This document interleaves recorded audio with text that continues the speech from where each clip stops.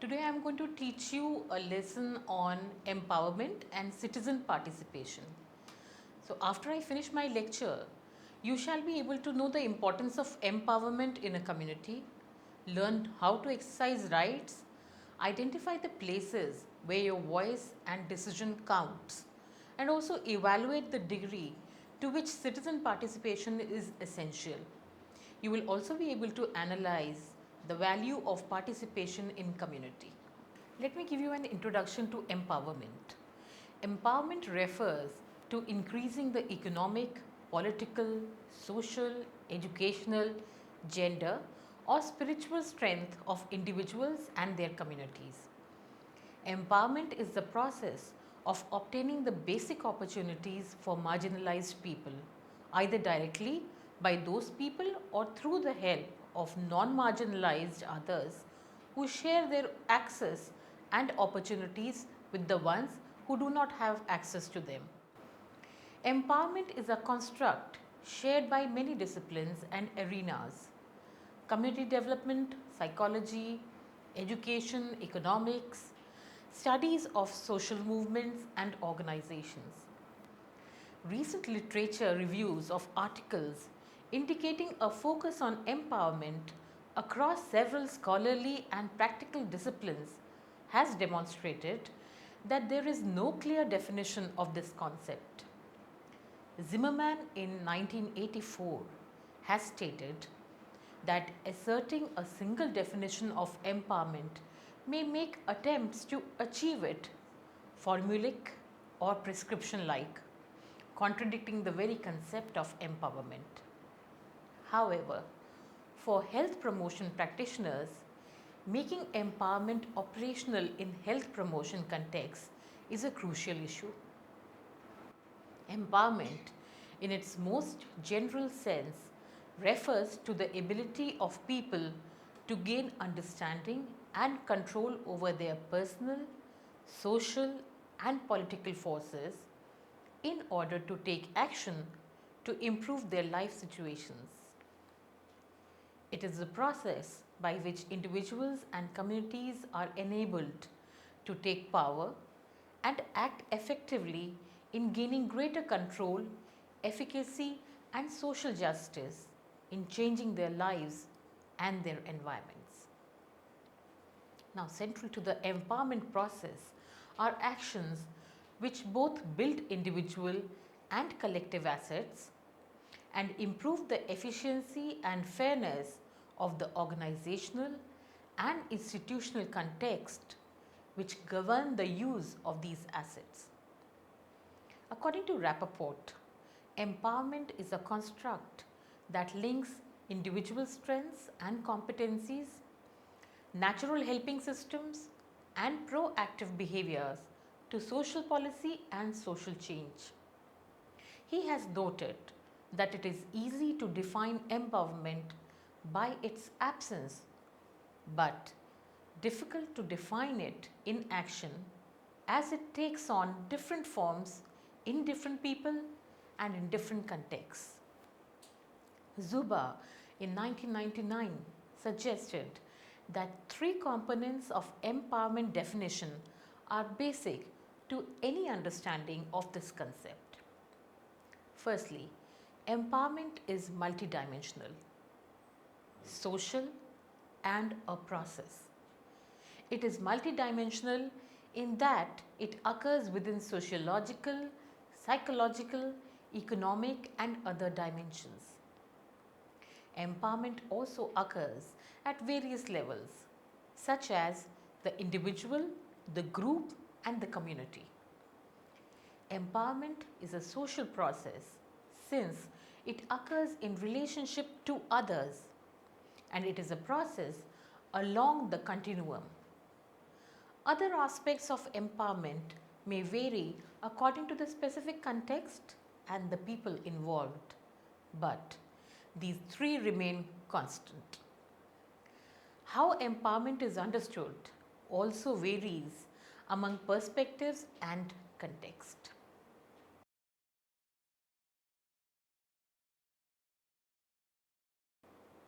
Let me reiterate. Empowerment refers to increasing the economic, political, social, educational, gender, or spiritual strength of individuals and communities. Let me move on to the word marginalized. Marginalized refers to the overt or covert trends within societies whereby those perceived as lacking desirable traits or deviating from the group norms tend to be excluded by the wider society and ostracized as undesirables. Marginalized people who lack self sufficiency become at a minimum dependent on charity or welfare. They lose their self confidence because they cannot be fully self supporting. The opportunities denied them also deprive them of the pride of accomplishment which others who have those opportunities can develop for themselves. This in turn can lead to psychological, social, and even mental health problems. Empowerment is then the process of obtaining these basic opportunities for the marginalized people, either directly by those people or through the help of non marginalized others who share their own access to these opportunities. It also includes actively thwarting attempts to deny those opportunities.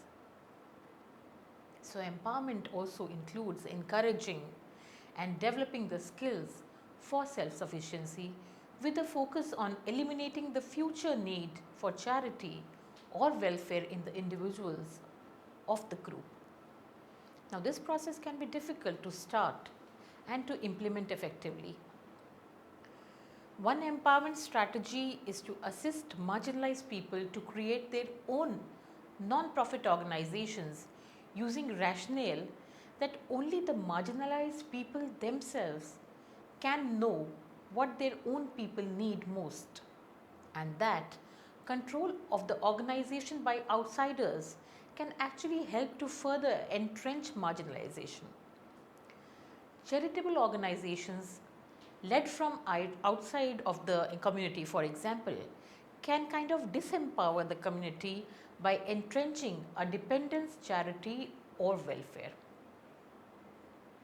A non-profit organization can target strategies that cause structural changes, reducing the need for ongoing dependence. Red Cross, for example, can focus on improving the health of indigenous people but does not have the authority in its charter to install water delivery and purification systems, even though the lack of such a system profoundly, directly, and negatively impacts health. A non-profit composed of the indigenous people, however, could ensure their own organization does have such authority and could set their own agendas, make their own plans, seek the needed resources, do as much of work as they can, and take responsibility and also credit for the success of their projects or the consequences should they fail. Moving on to the next concept, which is that of youth empowerment. Youth empowerment is an attitudinal, structural, and cultural process whereby young people gain the ability, authority, and agency to make decisions and implement change in their own lives and the lives of other people, including youth and adults. Youth empowerment is often addressed as a gateway to intergenerational equity, civic engagement, and democracy building. Many local, state, provincial, regional, national, and international government agencies and non-profit community-based organizations provide programs centered on youth empowerment. Activities involved therein may focus on youth-led media, youth rights, youth councils, youth activism, youth involvement in community decision making, and other methods. Moving on to empowerment evaluation. Empowerment evaluation is a relatively new approach to evaluation. It has been adopted in higher education, government, community health programs, promotion, public education, non-profit corporations, and foundations primarily in the northern part of America.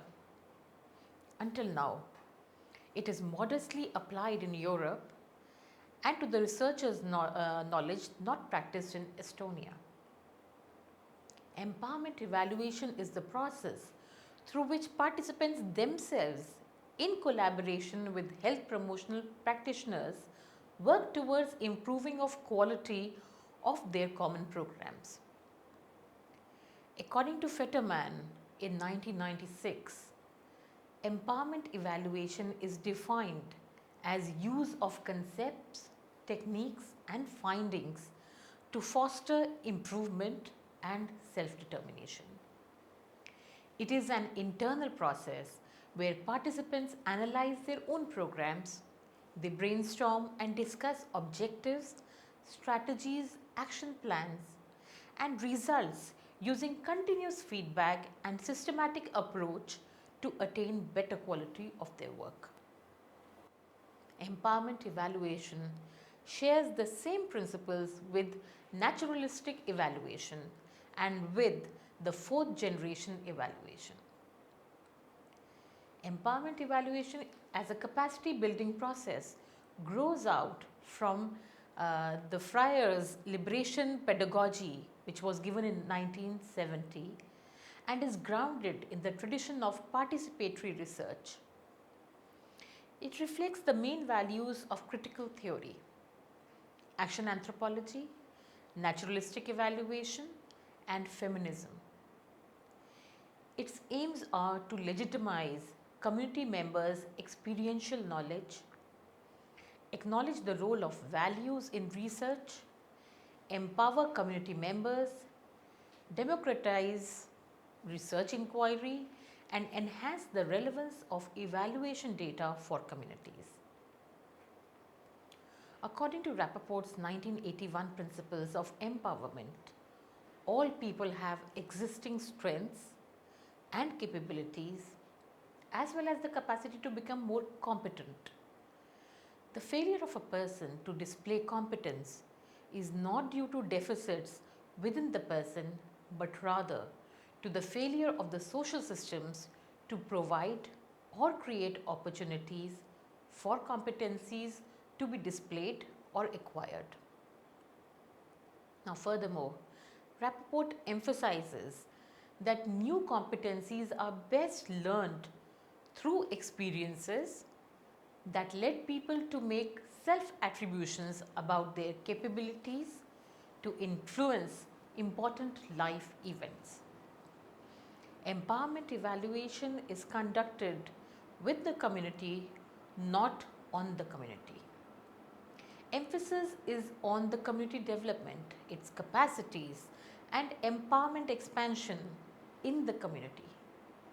It is strengths-based process rather than deficits-based. Empowerment evaluation is value-oriented to help people to help themselves. Professional evaluator works as a partner, not as an expert or as an outside evaluator. According to Millet, in 1996, empowerment evaluation is an ongoing, internal, day-to-day developmental process, not an outcome report. It is everybody's job. Each community work group member is involved in collecting and analyzing the data. The main output of empowerment evaluation is organizational learning. The main differences from traditional evaluation is that it respects people's capacity to create knowledge about and solutions to their own experiences. and that empowerment evaluation will stay within the program permanently as an essential component of the program. Fetterman describes 4 steps in the evaluation process of programs. Number 1, taking stock or determining where the program stands. Number 2, focusing on establishing goals, determining where you want to go in the future with an explicit emphasis on program improvement. Number 3, developing strategies to accomplish program goals and objectives and determining measurement indicators for process and outcome goals. And finally, number 4, helping program participants to measure process and changes and document progress credibly towards their goals. Now, the role of the researcher in empowerment evaluation differs significantly from the role practiced during the traditional evaluation. Although Fetterman agrees that Stufflebeam's 1995 and Scriven 1967 that primary function of an evaluator is to assess the merit and worth of a program, he emphasizes the importance of substantially wider functions. Evaluator has also to act as a facilitator, a trainer, illuminant, liberator, and an advocate. Evaluators serve as facilitators in assisting community work group in conducting self-evaluation. Furthermore, he or she acts as a trainer teaching community members how to conduct evaluation. Illumination is an enlightening experience. Empowerment evaluation is illuminating in so many ways. People with different backgrounds often develop new methods, approaches, or hypotheses during the evaluation process. Liberation is understood as the act of being freed oneself from pre-existing constraints and barriers. As empowerment evaluation is accompanied by increased control over people's lives, it is subsequently liberating the program participants. Advocacy is an essential component of the evaluation, as this is a highly collaborative form of assessment of a program. Although Fetterman conceptualized empowerment as both a process and an outcome, he did not discuss the development of a practical methodology or tool for the measurement of community empowerment. Nor did he assess whether the application of the model has resulted in changes in community empowerment. Now, this aspect has allowed his opponents to criticize his approach. Patton in 1997 argued that Fetterman never demonstrated whether community members' empowerment expanded as a result of evaluation process. Moving on to the next concept, which is citizen participation. Let me tell you the meaning of citizen participation first. Citizen participation can be viewed from the perspective of benefits to be gained and the cost to be borne. Implicit in this penchant for getting involved is the notion of the relationship between self and the society.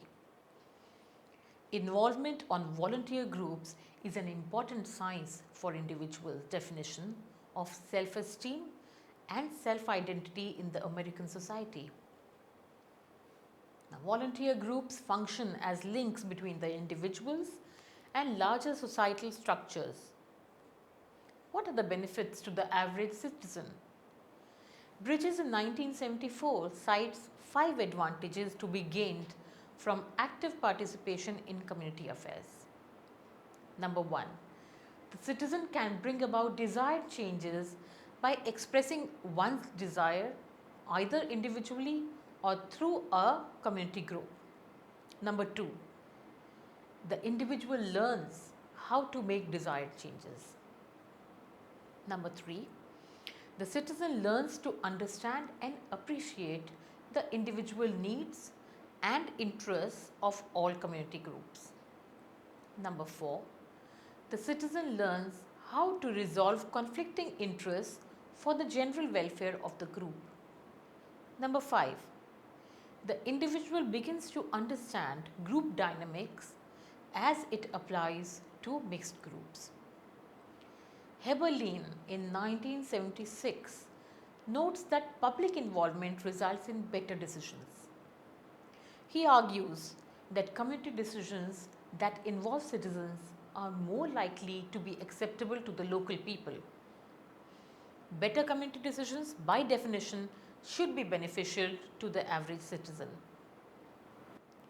Citizen participation in community affairs serves to check and balance political activities as well. Participation allows fuller access to benefits of a democratic society. Partisan political favors, poke barreling, and nepotism are negative examples of unchecked political behavior. A cross section of citizen participation in the decision making process reduces the likelihood of community leaders making self serving decisions. Kahn and Camper in 1968 suggested there are three rationales for citizen participation. The rationales that they gave were: number 1, they suggested that merely knowing that one can participate promotes dignity and self sufficiency within the individual. Secondly, it taps the energies and resources of individual citizens within the community. And finally, citizen participation provides a source of special insight, information, and knowledge, and also experience, which contributes to the soundness of community solutions. The result is an emphasis on problem solving to eliminate deficiencies in the community. Cook in 1975 notes that citizen participation can legitimize a program, its plans, actions, and even leadership. To legitimize can often mean the difference between success and failure of community efforts. Unsupported leaders often become discouraged and drop activities that are potentially beneficial to community residents. Voluntary participation can also reduce the cost of personnel needed to carry out many of the duties associated with community action. Without this support, scores of worthwhile projects would never be achieved in so many communities. Moving on to the next concept, and that is the conditions of citizen participation. So, we talk about an appropriate organization. The discussion on benefits is based on the idea that a community organizational mechanism exists in which citizens can voluntarily participate. Sometimes this is the case. However, in many situations, there is no group available for a citizen to join, and so becomes involved in the decision making process. Citizen participation can be facilitated with an appropriate organizational structure. Sills in 1966 notes that voluntary health organizations or associations were faced with the dilemma of excluding volunteer groups in the past. Health-related activities were often carried out by professionals with employment status rather than by volunteers. This example stresses the need for organizational structure appropriate for citizen participation. Way of life threatened is the next concept I am going to talk about. Situations that may threaten people's lifestyle may elicit citizen participation. This is particularly true of issues that have particular impact on the community, such as the construction of a dam, the location of a solid waste facility, consolidation of schools, or the establishment of zoning ordinances. Whether people's perceptions are accurate or inaccurate makes little difference. If they perceive to be threatened, they often organize volunteer groups to counter efforts to establish changes.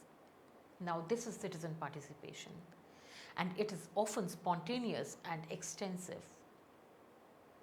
Citizen participation can be on either both sides of an issue. The principle involved is stated as follows.